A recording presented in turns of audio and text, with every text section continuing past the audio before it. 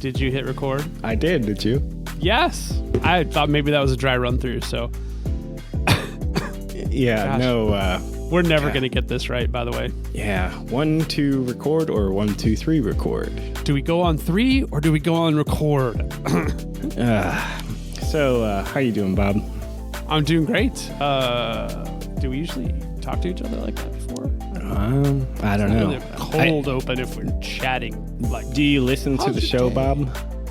I do listen to the show, but there's so much content in every episode that sometimes I forget what the beginning happened. I totally listen to the show. More importantly, I do the post-production on the show, so I should probably know how it all goes together. I like listening to it just to see what is it that I said again, and just kind of get an idea if I'm going to expect any blowback, because I'm like, oh my gosh, I said that. Ugh, you know. Do you remember when we first started, though, you didn't like to watch or listen? Maybe that was my inner diva podcaster, you know, because you got some actors. Hey, what do you think of Game of Thrones, so-and-so? Do you watch the own show? Nope, I don't know. You know, I've never watched the show, you know. It's like, Never seen the final edit. I only know my role. Right. So, yeah, I do listen to the show, but it's mostly just to see if I've said something stupid. Also, since you do the post-production, you'll sneak in a few things that'll be like, oh yeah, like Silicon Valley last week, the little bumper there. That was pretty Full good. disclosure, I haven't listened to last week's episode yet. Sometimes I do, like I try to listen pretty religiously just to like take my own notes, critique notes for like the next episode's editing or whatnot, but sometimes I don't have time. So we're sort of teasing the end of this episode at the beginning of the episode, right? Because that's like how sausage is made in the podcasting world, right? So we're so good, but we were talking about something way more important than that when we hit record. So you are broadcasting from the future home, but not in Studio 1A, but the future home of Studio 1A right now. I'm sitting just outside of Studio 1A, and for the casual listener, Studio 1A is the future home of the and K part of the Bob and Kevin show. Wait, you get the and too? Damn it. Oh, man. I'm starting out sweary already. We're going to have to fight over the ampersand. That's another thing. Should we go with ampersand Bob ampersand Kevin show, or should we go Bob A&D Kevin show? Well, let's push that to the end too, because there's some actual sausage making along with an ampersand as well. So let's get back to Studio 1A. Okay, so Studio 1A is where I'm presently. Well, I'm sitting just outside of it, and it's very echoey in here. Wait, is it 2-story house or 1-story? It's got a partial basement, a large first floor, and a loft. So Studio 1A is the loft part of the house. So it's actually upstairs from where you are now. It will be upstairs from where I'm presently sitting, yes. Can you give us the approximate latitude and longitude so people can stalk you? I live on the north coast of America. That would be near the Great Lakes for all of you non-Great Lakers.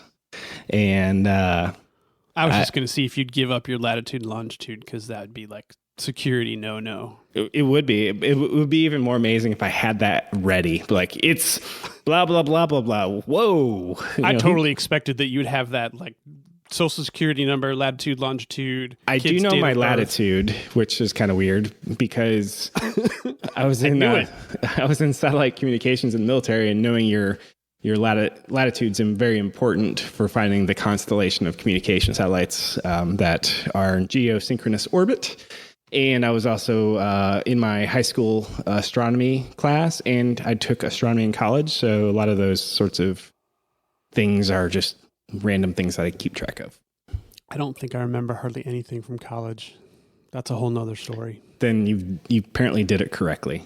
I had a really good time. Not going to lie. Sorry, Dad. And you're the Ball State grad, right, of the two of us, and I'm a Purdue / somewhere online later in life grad. So, yep, very good.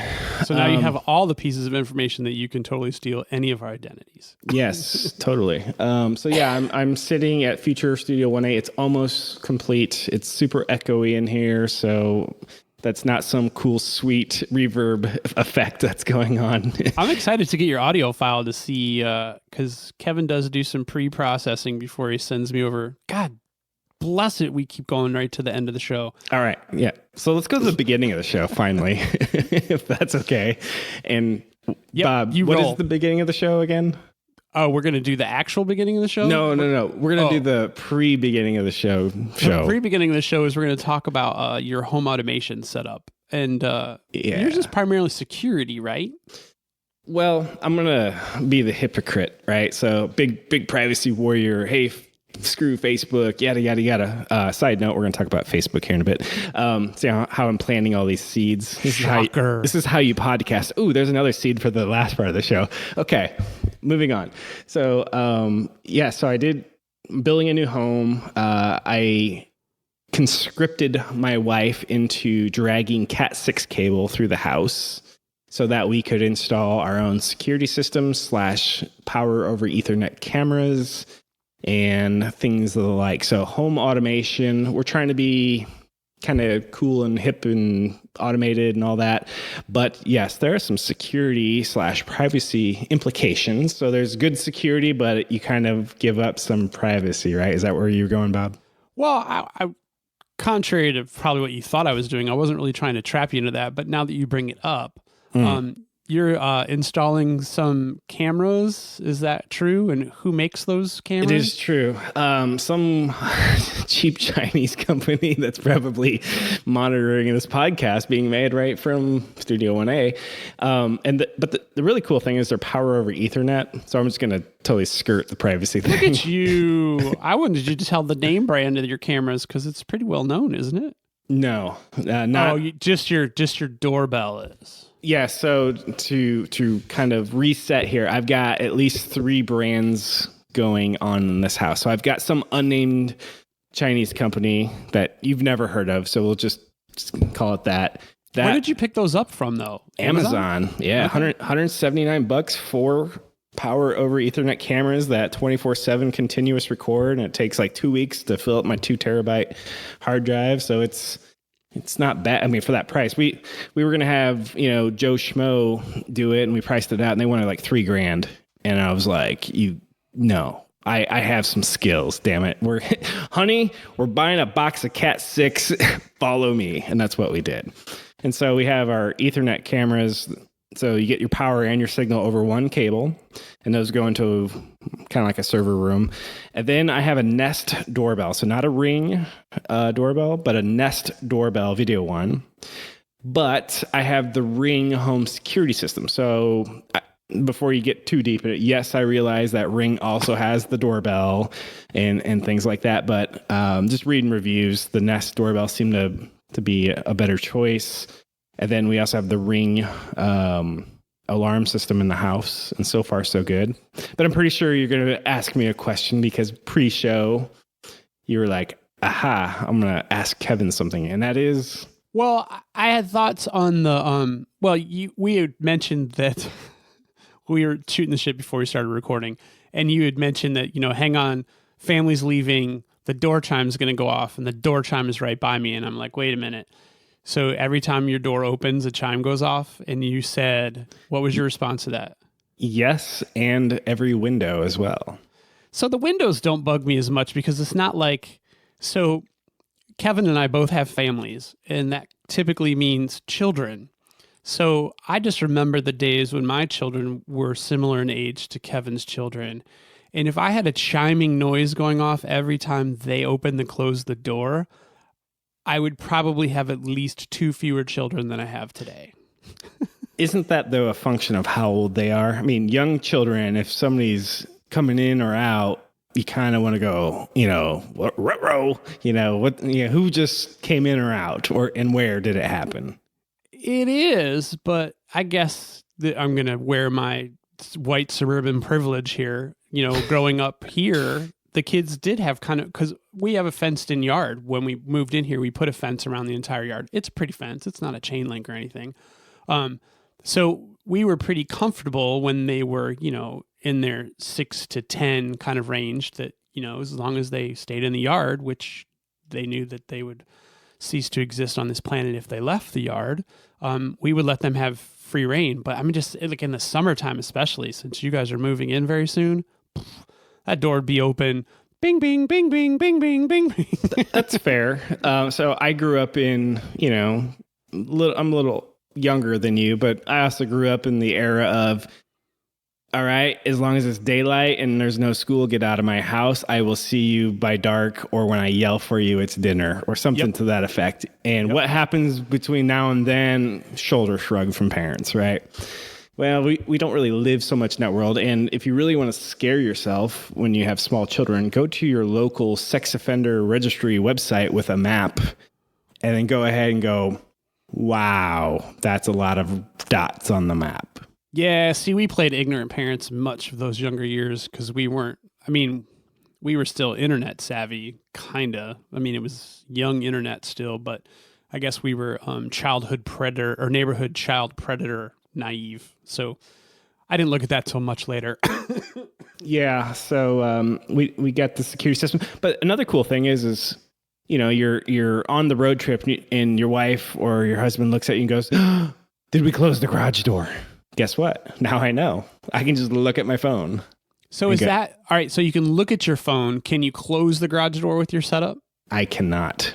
I can call. So you can only know that it's closed. One of the 20 family members that live next door to me, though, and tell them to go over and close my darn door. But there's got to be a gadget or an add-on that would allow you to control your garage door opener too, right? I'm sure there is. I'm sure it costs money, and I'm sure I can just call my brother-in-law to go close my damn garage. Guarantee it costs money. That's a given. All right, so you've got the cameras, you've got the Nest doorbell, I'm calling it. Yes. And then you said you had the Ring Home Security. So what is Ring Home Security? What does that do for you? So Ring was independent, then Amazon bought it. So now it is an Amazon property. And you can buy a 10-piece kit, 14-piece kit. And we bought a kit, and it came with a free, there's no such thing as free. It came with a 3rd generation Echo Dot. And so Ring is Alexa. Wait, they're up to the 3rd generation now? Oh, yeah, the rounded kind of ones. Yeah, it kind of looks like a Google Home that's been sat on. Yeah, that's what the new Dot looks like. So you got a base station, and everything connects to that. So think window sensor, it's a simple magnet, whether or not it can sense its mate. You've got a keypad, you got the siren, you've got motion detectors. They do offer video cameras. They've got a kind of a litany of things to do. The most valuable things, I think, are the motion sensors and the contact sensors. That's the window thing, because it'll tell you exactly which window is open. Imagine, it's summertime or spring or fall is more likely, and you've got 5 windows open. Hey, it's going to rain. Well, shit, what windows are open? I got to walk around the whole house. Or I could look at my phone, and I've got 2 windows open. Yeah, I know. It's almost like pure laziness. This is big house guy problems right here. Okay, this is a large house. And before you go all privilege on me, I live in one of the lowest cost of living areas in America. You know why? There ain't nothing worth living for around here, just so we're clear, all right? Unless you have a giant compound with a Nest security system. Ring security system. There's a lot of farmland around here. So if you're into cows, chickens, corn, and beans, come buy some land by me. So you got all this stuff going on for kind of like the home security aspect. Now, is there a hub associated with the security system? Yeah, so the Ring has a hub, and you and I had asked you, hey, Bob, let's talk about Z-Wave, thinking, I'm gonna hatch something on Bob that he doesn't know about. He's like, yeah, I've got a few of those. I'm like, fuck, man. What? Oh, look who's sweary today. I'm like thinking Z-Wave. I had to Wikipedia that shit just the other day. I'm like, what's this? And I'm like, full disclosure. Last year's, and I think we probably have video evidence of this too. Last year's like Amazon Black Friday or whatever they do, one of their Amazon sale days, they had some bundles going on that had Z-Wave plugs and Z-Wave switches. So Bob, you want to explain to the audience what Z-Wave is? Huh? Can you? I'm only going to be able to explain it from a consumer perspective, Z-Wave are smart plugs and switches from what I've consumed, and they are hubless, meaning that they are pretty much able to integrate with your existing smart home hub technology. Like I have a Smart Things hub, and Z-Wave works fine with that. So, am I wrong? No, you're not. You're not wrong. And so I had to look it up on Wikipedia the other day, and it's a Danish technology of all places. You know, we have some Danish connections, and it's akin to Bluetooth. And is it? Yes. It's a little better than Bluetooth because here Bluetooth has limited range, right? 1 meter up to 3 meters for like Bluetooth, like amazing, you know, whatever. But the way Z-Wave works is it's a mesh network. So if I have a Z-Wave device here in the kitchen and then I have one down the hallway, it creates a daisy chain mesh network. So I can actually extend the network by simply having nodes replicate down the hallway. I just assumed those were Wi-Fi. That's so funny. See, I'm just a consumer. So it's actually not Wi-Fi. In fact, I believe it runs in the 908 megahertz range or something like that. There's some competing technologies. I can't name them, of course, but they operate in like the 2.4 gigahertz range, which is super chattery and noisy because most consumer electronics use that. So Z-Wave, I do believe, doesn't have a lot of competition in that band of 908 megahertz. Of course, that's in America. Your mileage may vary in your country and your frequency governance and whatnot. So yeah, I just looked at the packaging. That's why I kind of sort of stepped away. Mine was a GE switch, but it operates on Z-Wave tech. So it's cool. You just so as long as you have nodes fairly close to each other, you can run it really far. And that's really cool because Wi-Fi, like your router, it's basically a bubble from wherever your access points are. So if your computer, for instance, doesn't work as a replicator, whereas a Z-Wave item would. So if your computer was using Z-Wave for whatever reason, it would not only join the network, but it would also be an access point for anyone nearby. And I thought that was pretty cool. What kind of Z-Wave stuff are you running then? Ring is all Z-Wave technology. So the sensors, the keypad, anything you want to connect to the base station through Z-Wave. And then the base station then connects through Wi-Fi to the internet. And that way I can remotely see if the alarm's going off, disarm it, enable it, see what doors are opening and closing. And so while the house is being built, I can actually see what time the contractors walk into my house in the morning. And do they know that? I don't care if they know that.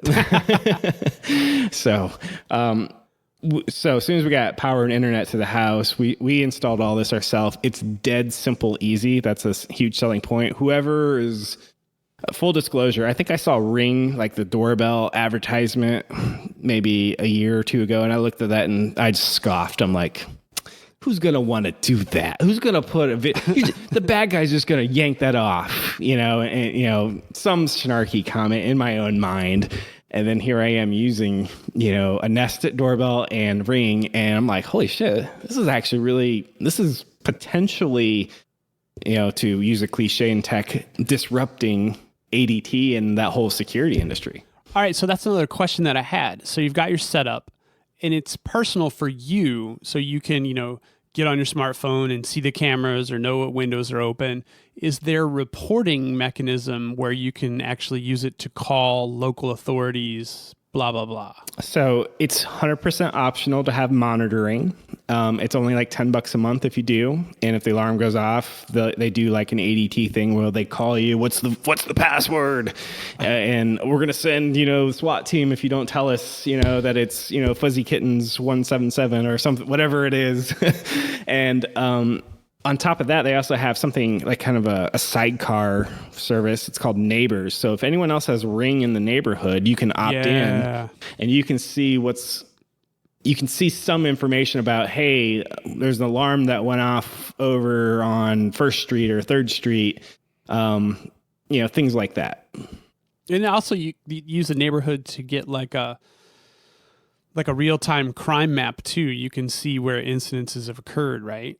Yeah, so far, because of where I live, none of the cows or chickens have actually reported any crime other than some stolen milk and eggs. So we're good to go.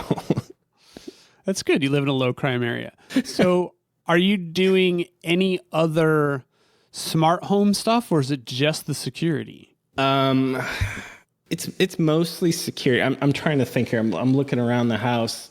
We went with we went with nice like appliances, but none of them are smart appliances.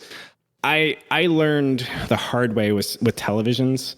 So 10 years ago when I bought this really awesome smart TV, had 3D glasses, the whole nine yards. For $4,500. Well, it was only about $1,200, but at the time, $1,200 still, what I'm getting at is it had Netflix built in, and the internal apps that ship with TVs are just like bare bones, buggy as shit, never get updated.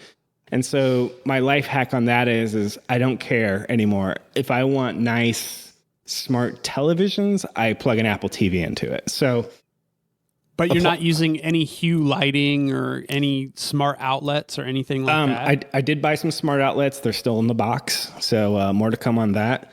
I would show the people at home, but they can't see it. But Bobby, you can see over my shoulder, somewhere over there, we have touch screen thermostats. We have 3 of them in the house. And which one did you go with? It came with, I believe we have a Linux system, so it's actually first party Linux now. Okay. Yeah. So I love my Ecobee. I have an Ecobee. I put it in the house so we could sell it, and I'm gonna miss it. We were going to go with Nest, and because we have zones, we have like 3 zones in the house. I don't know if that Nest needed like a hub or some sort of brain unit, some sort of hub to make them all talk to each other. There was a reason, but once I found out we were getting, they look like mini iPads on the wall. They're actually bigger than I thought. I'm like, wow, that's kind of cool. I don't know what to do with it, but but cool. So there's that. Did you do any smart tech for like the theater room or anything like that? I did a hard line of Cat 6. This is about as smart as I wanted to go. Do you have any ideas? I feel like you're fishing here. Is there something that you're hoping I put in? I was putting it myself in the thought of, like if I was building my own house, like I'm a huge fan of the Philips Hue lighting. Like I'm a big fan of smart lighting in general, because you can set schedules. There's, geofencing awareness, so things can happen when you're on site versus off site. So I do enjoy that, but I mostly just tinker. The line of reasoning that I was going to is if you were adding components like this, one of the things that I have a giant issue with, and I haven't researched it enough, is like I have hub fatigue. Like I have a hub for everything. So I have a SmartThings hub. I have a Hue hub. Sonos? Sonos does not have a hub, so that's nice. Sonos is kind of self-contained through the Wi-Fi network, and it's got the Amazon Assistant integration. Also has Google integration now too. But then for my entertainment system, I use a Harmony setup, and Harmony has a hub. So I have, a hub for this, a hub for that, and they were talking about that there was going to be these ubiquitous devices coming that were like universal hubs, which would be great. Like I would love a universal hub. And I thought if you were setting up a new house, you might have an inkling or some education on what a universal hub looked like. I don't. If next time you're over to Studio 1A, if you would like to take the official tour, I will show you the server room, also known as the utility room, also known as basically where your water heater is. So down there, I have a managed switch, so I can do VLANs. Video cameras can be on VLAN 1, and regular internet can be on VLAN 2. I also have a patch. So all the Cat 6 comes into that room, and I can just patch real quick with short patch cables. I taught my wife how to make straight through, how to make crossover. She knows how to use the crimper. I was really proud of her. So that's awesome. Yes.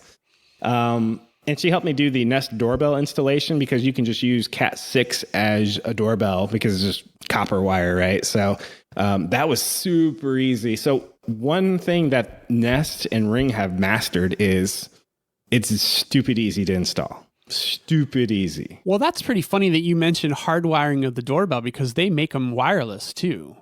They do, but think of it this way. A wireless one can't charge. So the wireless one with the solar add-on can. Okay, fair enough. But most I mean, if you were looking at my house, you're not getting sun underneath the, right, there's an it's overhang. Under the awning, right? Yeah, right, exactly. So really, the purpose of those two cables aren't for data transfer; they are for keeping the battery that's internal to the doorbell charged. And when you push the doorbell, it actually sends a signal wirelessly to the doorbell chime. So it doesn't. So it really is just for power. It is just for power. Another cool thing, I did not know this. I'm looking at, or my phone chirps at me is, hey, we saw a human face, or it says something to that effect by your front door. We saw a human, or it says a person. I guess it doesn't say human. We saw a person, near your door. And I was like, oh, cool. So it's got some sort of recognition where it's, okay, that's a bird. That's a car. Oh, that's a person. And that's pretty useful, I think. Probably using size more than anything else, right? It could be. When you push the button, it's cool because everyone who has the app, including my children who have devices, get notified on their device. Hey, somebody's at your door. And then you can engage them with audio right there. You can see them. They can't see you. You can do the whole, oh, I'm indisposed, even though you're over at Walmart buying groceries, Right. Oh, I'm just getting out of the shower. Yeah, sure you are. No, we don't want any Girl Scout cookies. Go away. So, yeah, we've already done that. It's pretty cool. Really? You've already had visitors to the house? No. Even though you're not there? Dad rang the doorbell to test it out, and Jackson told him to get lost. We already gave it the office. Yeah, exactly. Yeah, I'll only come to the door if I can be ungrounded, Dad.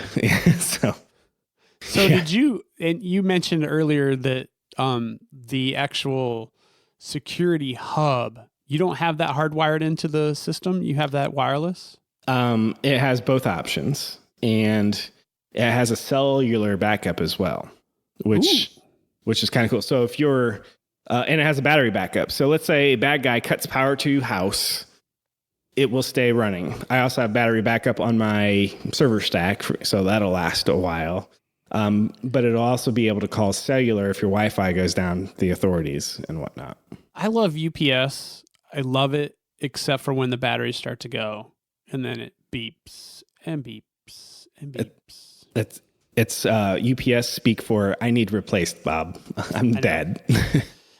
I know. I don't have to worry about that kind of stuff anymore because I did that when I was hosting and running stuff.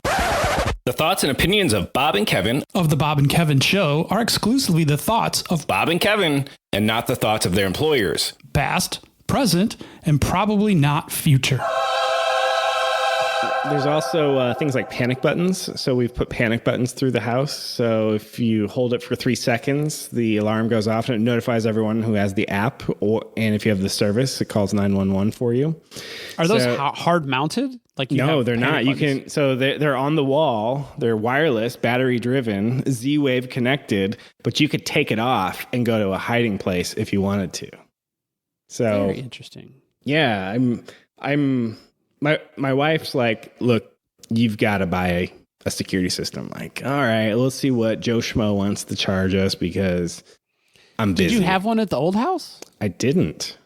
What was her concern about having one in the new place? Did you move to a bad neighborhood? No. With all the cows and chickens? No, it's just your general, it's a big house. So, if you're sleeping and you're like, you hear a bump in the night, was that the back door opening or not? And obviously, once again, big house problems. Yeah. Yeah, big house problems. But even on a small house, my last house was 2,600 square feet. If you wake up in the middle of the night and, which my wife has done for Kevin, I think somebody's in the house and I have a broom, to defend us with. I would like some reassurance that, one of the sensors is tripped or not, or yes, there is, and it's downstairs or it's upstairs or it's the window on the west side of the house. I don't know. Just maybe it's all faux. So you have motion sensors as well, right? Yes. But motion sensors are disabled when you're home. Otherwise, you're setting them off yourself. See, sometimes we would set the alarm when we went to, like, a long time ago, we had an alarm system here because ADT salesperson came by and convinced us that we needed one. And we were young and dumb and paid for it. But it had optical sensors. And so when you would arm it at night, the optical sensors were on downstairs. Well, also having kids, Mylar balloons sometimes would enter the house from parties and whatnot. And a Mylar balloon, when you have ceiling fans, stuff like that, they will just bounce through the house and set off the alarm one night. So the Ring system's pretty intuitive, if you ask me. So you can basically have a totally off, disarm. You can have we're home, so just do perimeter, or we're totally gone. Anything moves, destroy it. And if you're not got the laser kit, it's on back order. So if you go with the perimeter only, you get to decide what sensors are active. So if you want to turn on your motion sensors in the basement where nobody should be, or upstairs where some zone, you can decide to turn that on. But yeah, if you then walk down there and go, oops. It'll either go off, but there's actually a cooldown. So you can say, you know what, go off after 60 seconds. So you can actually give yourself that I'm an idiot, or the kids walk very through cool. there. All right. So I'm actually like impressed at this point, and I feel like I'm very hard to please when it comes to technology. You are listening to the Bob and Kevin Show with Bob Beattybar And Kevin Gishesky. Each week we cover relevant tech and social issues related to technology. Our website is bobandkevin.show. And our episodes can be found virtually on any podcast network. Be sure to follow us on Twitter, Instagram, and Facebook. Just search for Bob and Kevin Show.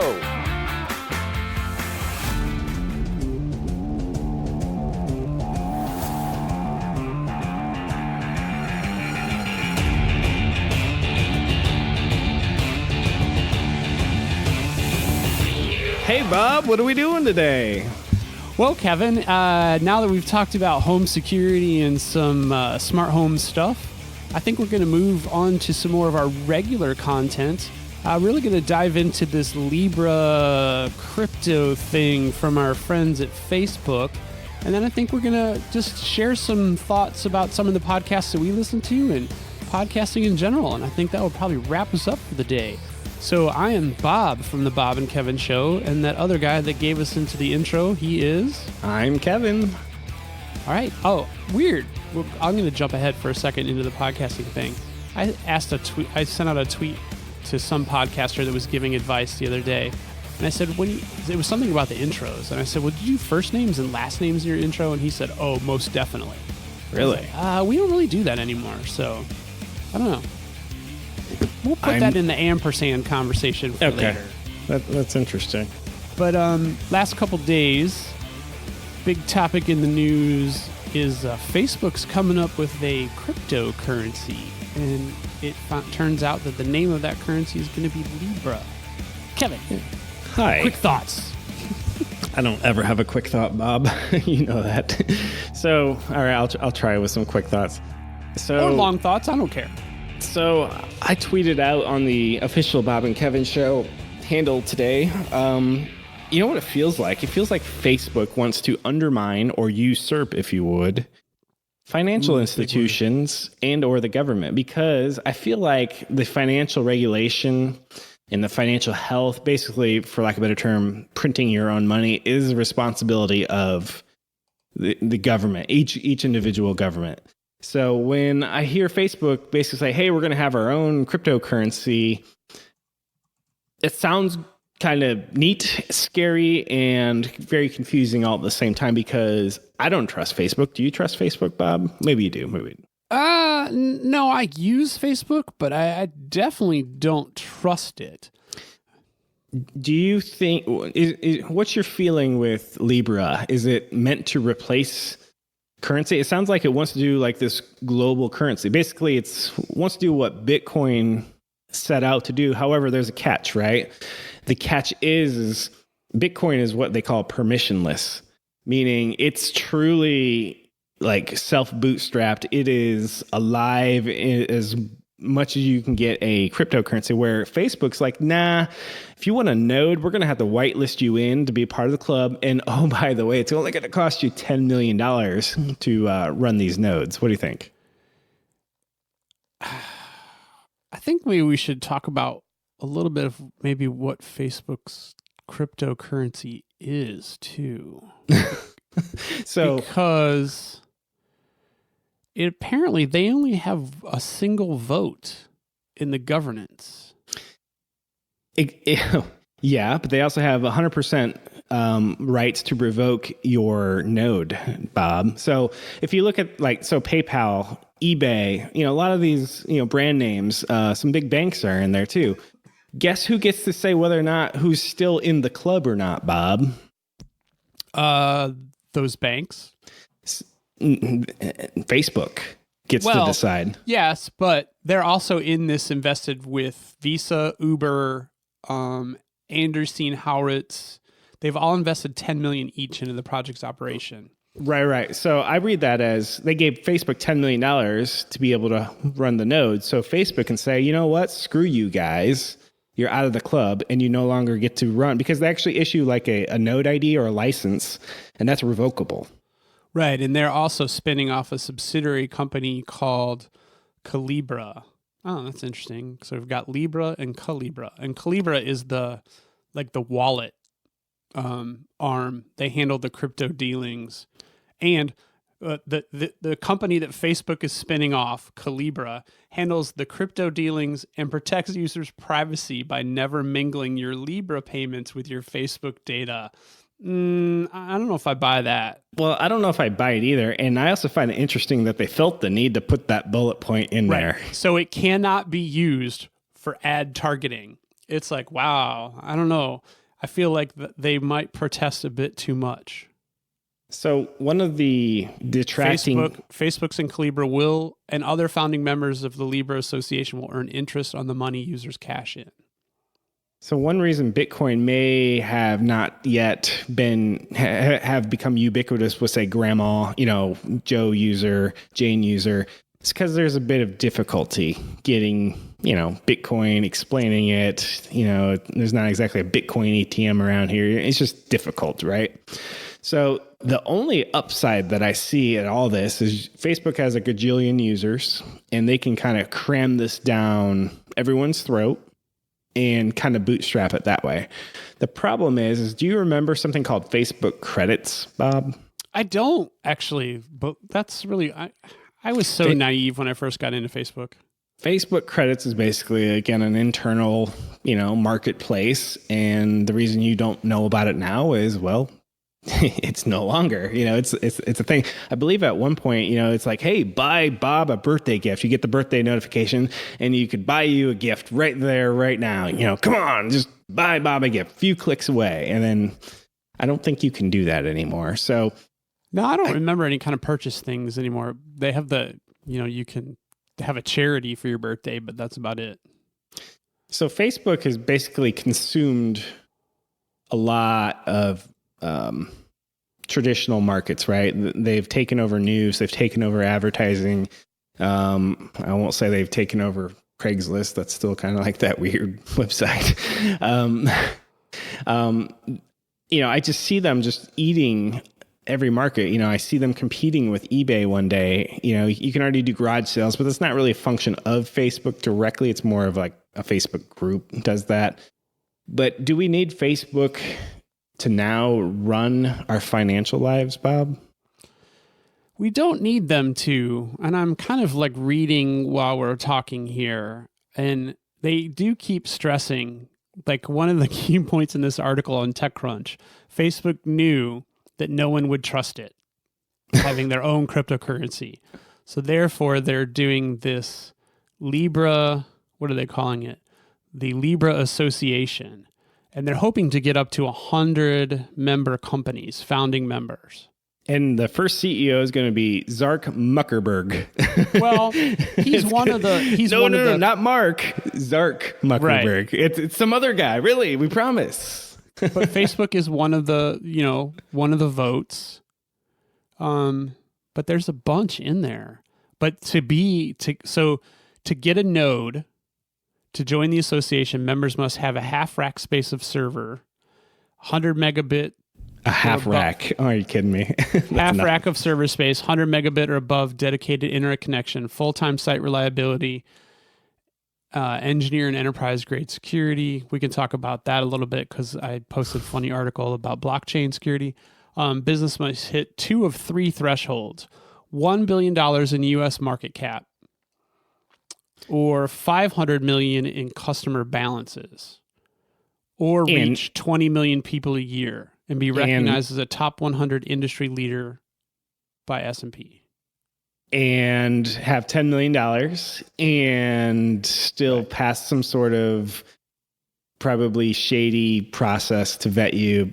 You know, if I had $10 million, Bob, or we had $10 million, they wouldn't accept us because we fail a lot of those rules. So are they just moving the carrot to the people who only qualify because they will be like-minded? It's going to be backed by big business without a doubt.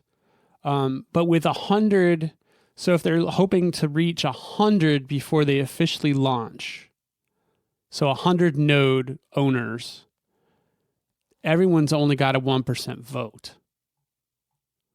So how would you, like, there's no way, almost no way they could get a 51.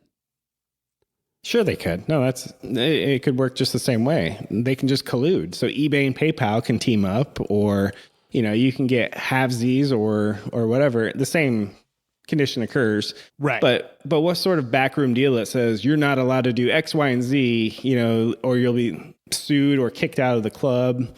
The problem here is, so Bitcoin doesn't have any of these strings attached. Bitcoin is basically no. And it's so massive that 51% is actually not just difficult, it's near impossible just because there's it's so many nodes. Distributed because anybody with a rig can have a node. Exactly. Now, if it's only these 100, you can literally, I mean, and then, okay, it's 100 today, but IBM buys eBay or eBay buys whatever. Now you're down to 99 nodes. And now, you know, right. And I don't know what the stop loss is for something like that. Does the FCC have to, or not the FCC, the FTC step in and go, no, you can't buy them because you're on the Facebook Grand Poobah Council of Libra? And well, that's a very interesting question that you bring up, because I'm looking at some of these initial node owners, and we have both Visa and MasterCard and Stripe. So we have some legitimate transactional entities, which I believe is pretty much a first in the crypto arena. Okay, but if you're running, say, Stripe, you're the Stripe CEO, Mark Zuckerberg comes to you and says, for $10 million, you can get in on this game. And, you know, if you don't get in now, you can't get in later. So if you're willing to burn $10 million now, you can roll the dice because there's no that's a drop tomorrow. in the bucket for companies like that. That's what I'm saying. Why wouldn't you do it? So just because they're buying in doesn't mean, in my opinion, that, oh, well, they're fully on board. They may be like, well, we better get in, even if, you know, reason, you know, we don't want to be left out without a chair here when the music stops. Right. But I'm wondering if those companies, even though it's easy for them to get in because of the names of some of those companies, if that is actually going to bring a greater legitimacy to crypto. Because Bitcoin, it's still the dark web, really. I mean, I hold some of it just because I want to see where it's going to go, but it's not like you're going to Target and buying stuff with Bitcoin. Well, and so you're mentioning voting. So there's 100 votes or whatever. So that's at least 100 developers at each company, right? Each one of those companies has at least one developer. When's the last time that 100 developers got together and agreed on anything, Bob? I'm going to say the 12th of never. Exactly. So I'm a little skeptical. I'm a lot skeptical. And I also just don't trust Facebook. And I don't care if they create a front company, a facade company. We all know this is Facebook, right? Well, they already have created the facade company. It'd be Libra. Yeah. So one of the differences between Bitcoin and Libra is apparently Libra is backed by some sort of tangible or financial assets, where Bitcoin has got a lot of volatility right in the market. It's literally zeros and ones, whereas Libra is allegedly going to be backed by some sort of financial securities on some level, right? Right. And I'm sure that that's probably due, in fact, to the people that are signing on to it. I'm just reading about Libra's blockchain. Apparently it's a different and better blockchain than everyone else has. Well, so it's not going to be permissionless, which is what Bitcoin is. But I was reading up on an article that said the goal is in 5 years they want to make it permissionless. The problem is there's no mandate. There's no one that says we've got to, or my head's going to explode. The SEC, the FTC is not going to say you've got to do this, or we're going to shut you down. There's no skin in the game, so that's an empty promise, in my opinion. Right. It's only people who meet a certain criteria to get in a special in-group that defines consensus, which is scary. And another fun thing about this is, Bob, what is one of the main reasons for a distributed blockchain ledger? You're over my pay grade at that point. All right, great. Help us out. The point of a distributed blockchain ledger is to take the power away from the hands of the few and give it to the hands of the many. So a lot of crypto people are crying foul because, wait a second, just because you're calling it cryptocurrency, but you're keeping it in the hands of all the tech giants, WTF? This isn't what it was supposed to be for blockchaining and cryptocurrency. So this is more dog and pony show, but it's like one of those things. It's not exactly centralized. It's definitely not decentralized, but it's somewhere in between. Yeah. It's one of those hybrid call it things. Broad spectrum. And so Facebook's really good at being somewhere in between. And what I mean by between is somewhere between going to jail and somewhere between moral and ethical injustice. So that's where Facebook likes to live. And I like to think that Facebook is just coming up with their next con job, and this is it. So, gosh, I'm going to just apologize up front to all the listeners who probably get super tired of me saying this. So I'm reading, so there's a whole marketing slant to this too. And so like one of the pullouts is Libra will empower fans in underserved markets by enabling financial inclusion. So one of the things that I always bring up is the nosedive episode of Black Mirror.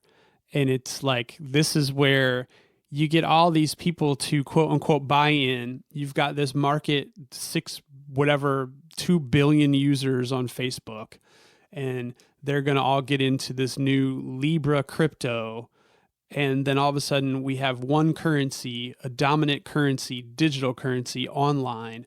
And then all of a sudden there's, your Libra credit reporting agencies. And then, part of your social ranking will be tied to your Libra credits and So what I'm gathering for what you just read is so Libra will take away the social injustice of discrimination in finances. Is that a stretch for me to Nope, that's paraphrase? kind of what, if I say Libra will empower fans in underserved markets by enabling financial inclusion, yeah, that's you interpreted, I think, that exactly correctly. So now that we have that established, so basically what you're telling me is the company and the companies that can't even figure out what is and isn't a good thing to put on Facebook, YouTube, etc., are now going to somehow be the white knights, come in and say, we have now solved all the injustices in the financial market. And spoiler alert, it ain't going to work out that way. But you know what? Who's going to get rich, Bob? Facebook? Not these people who they... Not the people that are being financially included. Exactly. They are not going to be benefits because, another thing is how does Facebook make money on this? What's the play here? Yeah, they're not doing this out of moral consciousness, and all these social justice things. There's got to be money at play because Mark Zuckerberg, he only wants to climb the mountain so high that he is just going to be talked about for years and revered. So I just don't see it here. There's a money play here. I just don't know how they're going to make money, probably through transaction fees, because just like eBay, it's one of the world's most terrible, ugly websites, but it's got the eyeballs, right? So Facebook, it's got the people. So it doesn't take much effort to get a little bit of income out of each one of those users. I guarantee there's going to be ads in the quote unquote Libra app too. Sorry, there's going to be. There's a ton of financial apps, right? There's one called NerdWallet. There's Stripe. I don't know if Stripe does direct consumer, but there's Venmo. There's PayPal. The motherfucking Cash App. The motherfucking Cash App. Joe Rogan's quote, not mine. So, I mean, the market feels full already. And so you always take it back to the Black Mirror episode. I always take it back to, I watch a lot of murder mystery on television. The bad guys get caught because they kill people and they go use their credit card at Walmart. You know, that's like the spoiler of like, that's how they solve most murders. So when we have these, anonymous, or we're going to make things difficult for anyone and everyone, I almost think this is another case of an imperfect system is actually better for everyone, because the blockchain itself kind of is weird. Okay, here, you took my money. Guess what? It was a fraud. Who am I calling to get my money back? Because you guys all got together and agreed that this is a legit transaction, but guess what? It's not. It's fraud. I want my money back. Who do I have to argue with? I'm not just calling Chase Bank now. I'm not just calling my bank. I've got to call somebody at Facebook, somebody on the Libra Council, and they've got to decide 51% or more that I'm going to get my money back. How does that work, Bob? Yeah, I'm not really seeing a lot of details on how like transactional things will be disputed. This seems like a lot of early. I mean, they talk about there's a scripting language that's going to be involved. It's called Move. The Libra framework is going to be open. The Move language is going to be open. So it sounds like pretty much anybody's going to be able to develop a Libra-based payment app, which I'm not even sure how that's So it sounds like a go. license fee is a great way to make some money. Yeah, but if they say open, I don't know if it's a license fee. So I have more research to do on this. I didn't realize there was this much information out there in the wild yet at this point. I just heard that they announced it. Well, Bob, just think about the sheer logistics there. If I have said only 100 companies are allowed to run nodes, and you're on the outside looking in, and I want to participate in your network, once I get a gajillion users, I now go, hey, this is valuable. It's going to cost you money to play in the system.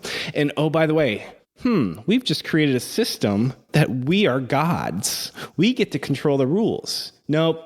Now you have to pay me a 30% tax on every transaction to the council who put that money up as risk on day one, and they earned that money because of that. There's just going to be, I think, all these narratives in the future where they start off very utopian. We're solving financial injustice, and it's just going to turn into, well, Zuckerberg's now the first trillionaire. I think we don't have any trillionaires, is that right? We just have billionaires and trillion-dollar companies, right? Yeah, we have trillion-dollar deficits, but no trillionaires. And it takes a special breed of person to work for Facebook, I've decided. But when you include 99 of your top tech, if you were to say, give me 100 tech companies, you're getting most of the top, right? That exist. Yeah, it's a pretty decent list of who's who that's in so far, apparently.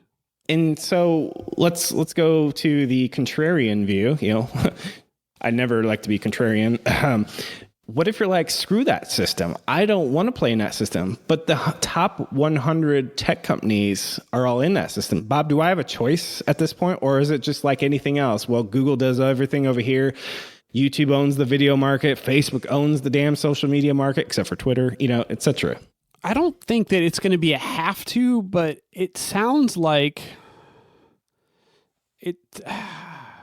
Are we circumventing monopolies, antitrust by saying, no, there's 100 companies in here. But it does seem like they stand to make a ton of money off interest and dividends. So one of the concluding paragraphs, and I'll definitely put a link to this article in the show notes, but one of the concluding paragraphs, if Facebook succeeds and legions of people cash in money for Libra, it and other founding members of the Libra Association could earn big dividends on interest. And if suddenly it becomes super quick to buy things through Facebook using Libra, businesses will boost their ad spend there. But if Libra gets hacked or proves unreliable, it could cost lots of people around the world money while souring them on cryptocurrencies. And by offering an open Libra platform, shady developers could build apps that snatch not just people's personal info like Cambridge Analytica, but their hard-earned digital cash. So there's all kinds of like interesting things at play here with the openness of the platform, the openness of the code.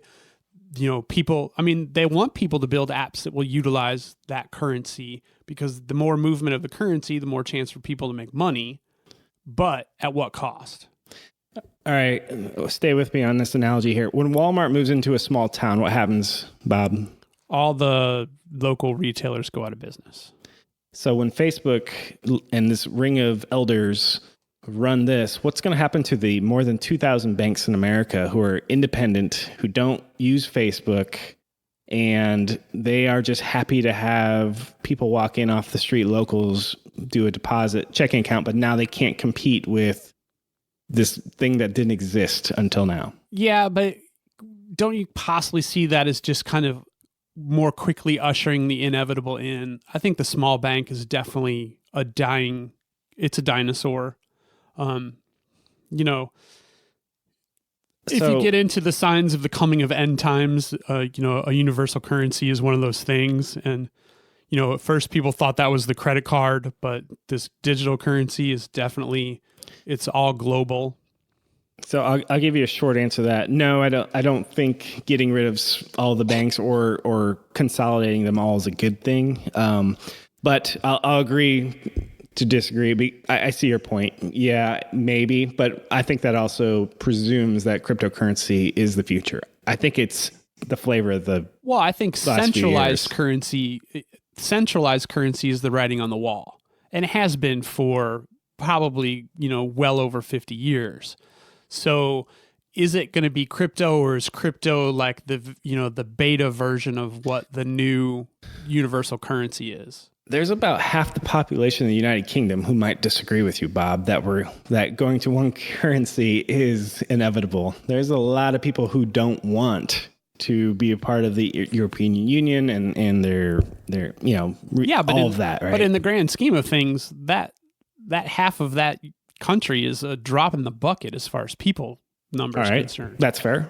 So let's agree that who freaking knows, right? What's going to happen there? What's the future? I don't know. But how about this? If somebody can capture away the financial markets from governments, what do governments have left for power? Seems they don't have power. They're already owned by money interests anyway. So okay, so oversimplified economics is we have a debt. We have a deficit here in the country. So when we need more money, what do, Bob? We make more. Can you do that on the blockchain?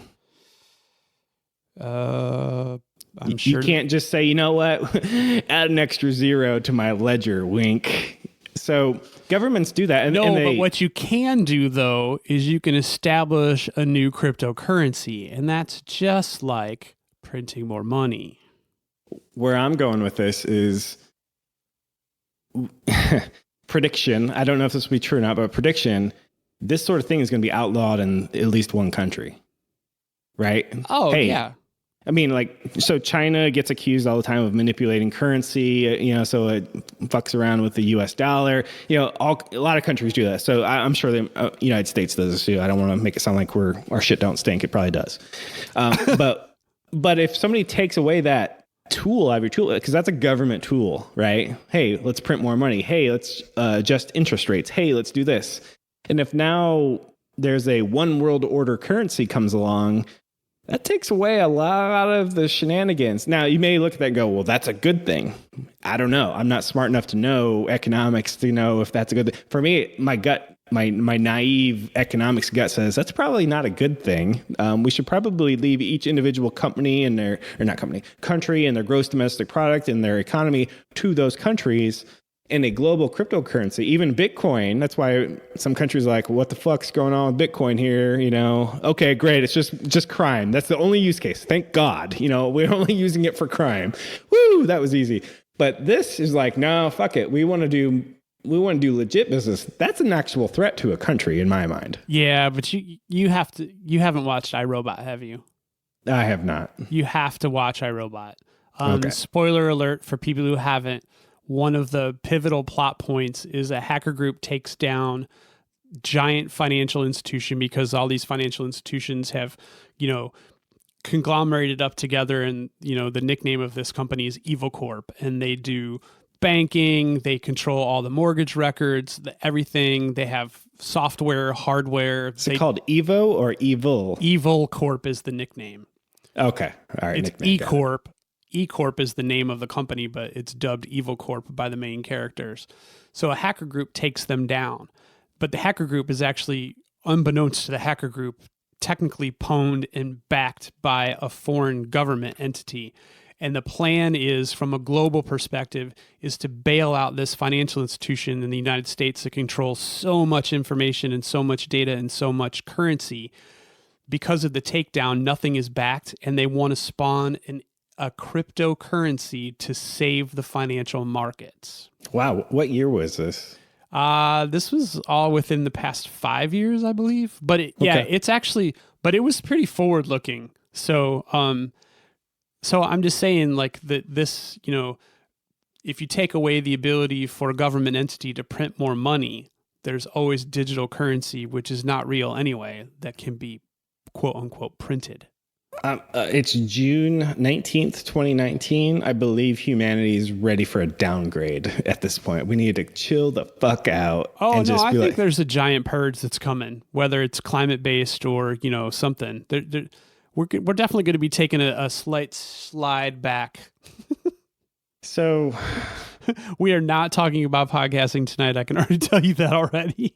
we can make this the longest pod in Nope, I think in it's show just history. a giant tease for the next special episode where we talk about podcasting. So, Bob, cryptocurrency is unhackable, right? No, that's not true at all. Oh, that's right. So I just don't understand. But that's how it was sold, right? That's how it was sold and marketed, that it was because of the ledger, there weren't any vulnerabilities, right? It was, not any, but it was much more solid in structure because you can't just change the record forever all the way back in time.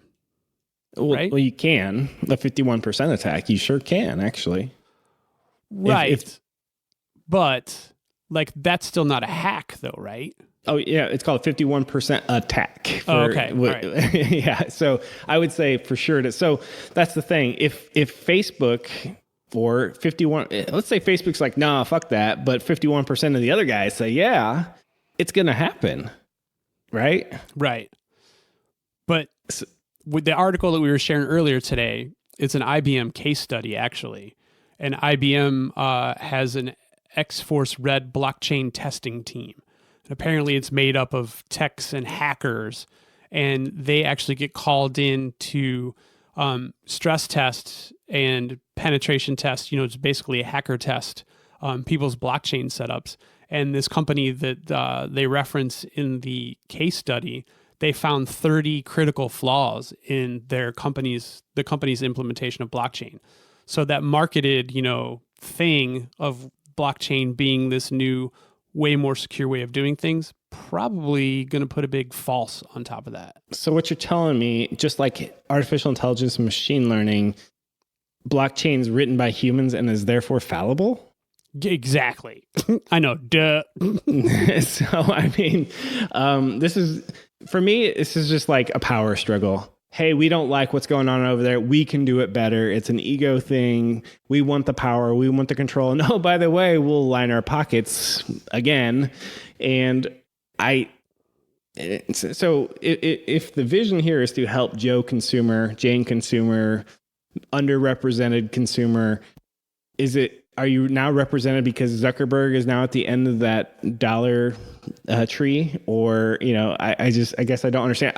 I would think having a distributed financial network is more stable than also having a centralized one. And that's probably just my gut. I don't have any way to back that up. But if I have 100 banks failing all at once versus one giant cryptocurrency, I'm going with the 100 banks probably not failing. Now we can go back to 2008 and go, aha, I really don't know what happened in 2008 other than the economy took a shit and everyone's houses went out. I don't know what actually happened at the banks. The too big to fail. You got to watch The Big Short. I have seen it, and I totally forget the plot line. So I'll rewatch it. How about that? Homework for Kevin. But my point is the irony is Bitcoin's a distributed ledger. Libra is a distributed ledger to a few, and it really takes 2,000 banks, puts them all out of business, I guess, in the end game. And now we have one bank to rule them all. So when that fails, we all fail together. I would rather have a more distributed financial network. Yeah, thingy. And I just don't think that's the direction we're all going. I mean, unfortunately. But it's Facebook in Silicon Valley, so it's got to be awesome, right? Well, it's going to have awesome advertising.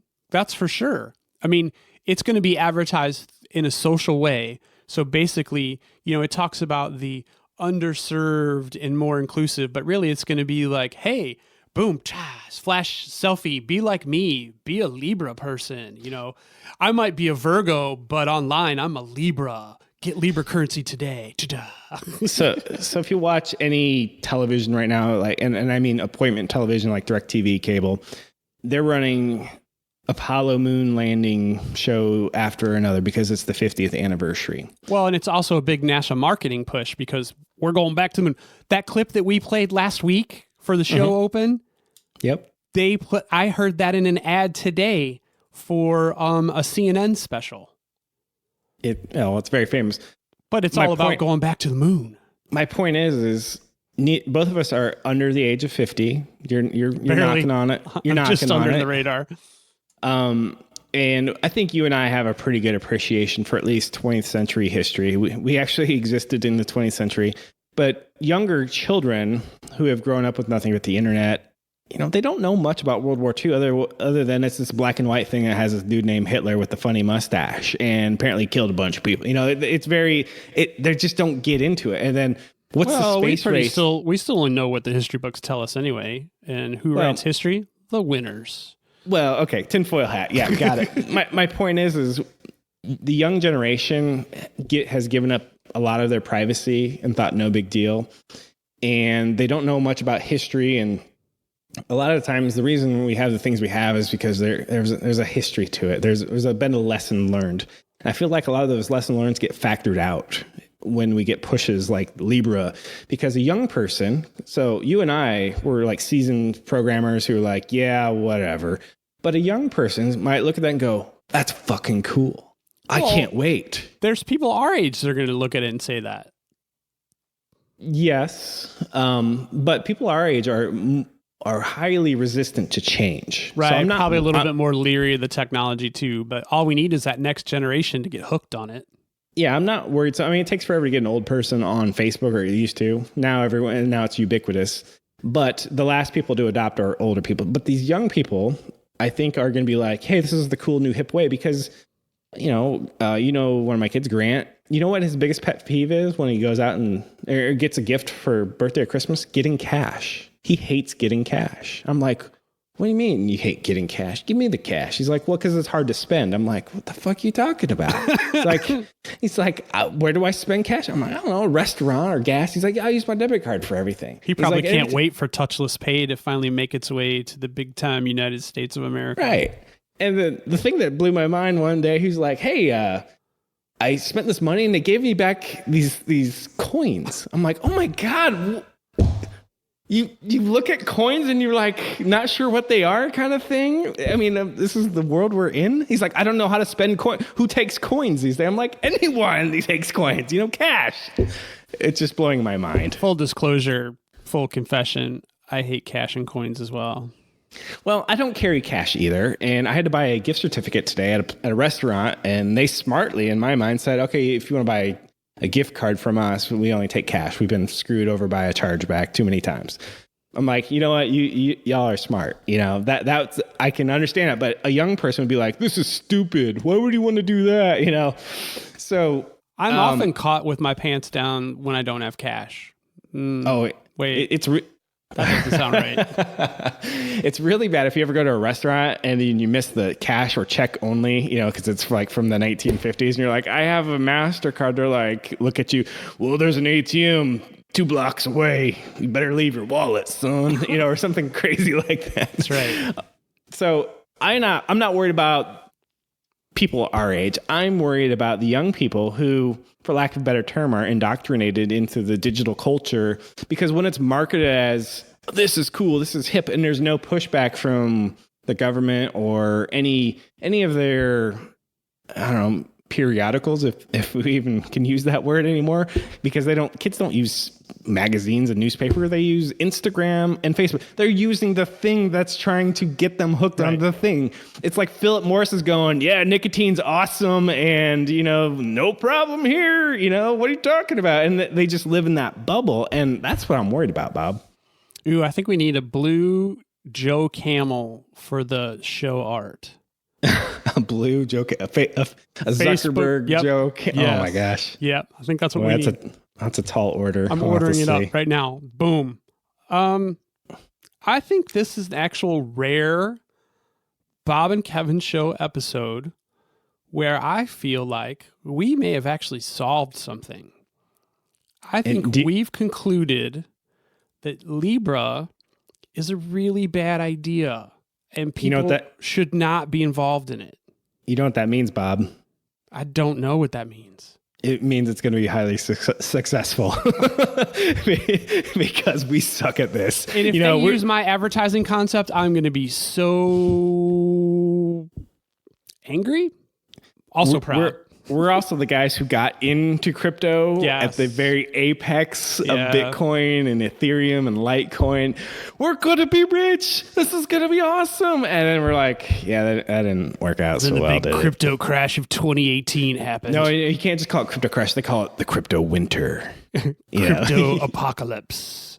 And then, you know, we all forget about a guy who's like, no, it's going to go up to $50,000 per Bitcoin, and then no, it's $1 million per Bitcoin. Okay. Yeah, where are those tweeter guys these days? Yeah, those guys were like all about it. Like, you could bet, you know, I'll bet the farm. Yeah, sure. It's up over $9,000 again, though. I still think cryptocurrency is the coolest useless technology ever conceived. It's just one of those things where on a white paper you're like, that's cool. And then in practical terms, it's like, that doesn't work. And I'm trying to think of other technologies or even non-technology. What ideas were great on paper? Like, I can't think of any. Laserdisc. Laserdisc was awesome on paper. Laserdisc. Touche, Bob. Touche. Yeah. What else was awesome on paper? I think Laserdisc is the pinnacle right there. Wow. And you know what? I know what Laserdisc is, but how many people out there listening know what Laserdisc is? So if you know what Laserdisc is, go ahead and hit us up at the Bob and Kevin Show on any of our social media dealios, wherever we exist, and tell us that you're old like us, apparently. I think we're gonna skip the lightning today, and we're gonna just go out with the connect with us. Nice. We're gonna really mix it up. Hey, have you ever wondered how you can get in touch with us at the Bob and Kevin Show? Well, first, you can try us via email at comments@bobandkevinshow.com. Or are you more into social? If so, you can find us on Twitter at Bob and Kevin Show. Or on Instagram as Bob Kevin Show. That's Bob, the letter N, Kevin Show. And if you're still on Facebook, you can even find us at facebook.com/Bob and Kevin Show. And for the serious business fans, you can even find us on LinkedIn at linkedin.com/company/the-Bob-Kevin-show. How's that for a handle? Let's connect.